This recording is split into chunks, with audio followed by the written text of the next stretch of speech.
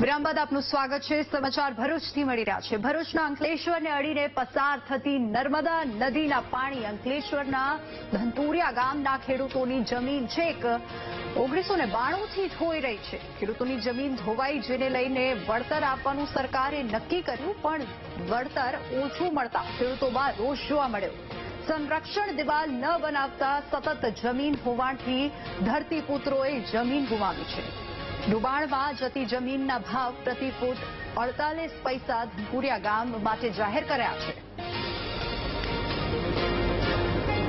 આ જમીન છે અમારી ધોવાણ થઈ રહેલી છે, તો સરકારશ્રીને આજે કેટલા આવેદનપત્રો અમે આપ્યા છે, પણ હજુ સુધીનો કોઈ નિરાકરણ આવ્યો નથી। અને જે 35 રૂપિયા જંત્રી નક્કી કરે છે સરકાર, તો આજે 35 રૂપિયાની શું વેલ્યુ? 35 રૂપિયામાં તો કોઈ શાકભાજી પણ નથી મળતી કિલો। આજે એ માંગ છે, કાં તો પછી જમીનના બદલામાં જમીન આપો, નહીં તો પછી સારું વળતર આપો। અમારા ગામની જમીન 1500 હેક્ટર જમીન અત્યારે નદીની અંદર ધોવાણ થઈ ગયેલી છે।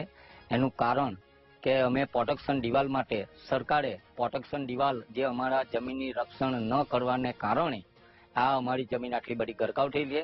અને હાલમાં સરકાર અમને અમારી જમીન પણ ગુમાવવાની અને પૈસાની બાબતમાં વળતરની બાબતમાં અમને એક ચોરસ ફૂટના 48 પૈસા આપે એ અમે કઈ રીતના લઈ શકીએ?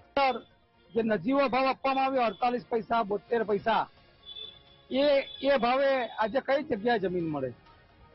ખેડૂતો તો આજે અમને પણ એવું કહે છે કે ભાઈ 48 પૈસામાં તો ઝેર પણ નહીં આવે, તો ખેડૂતોને તો ઝેર પણ પીવાનો વારો આવી ગયો છે। એવી કન્ડિશન આજે ખેડૂતોને લાવીને મૂકેલી છે, કારણ કે આજે જો માર્કેટની અંદર તમે ખાલી શાકભાજી જે જમીન પર પાકે છે, જમીનની ઉપરનું શાકભાજી લેવા જાવ ને તો 20 રૂપિયા ફૂટ તો એની દૂધી ખેડૂતો વેચતા હોય છે।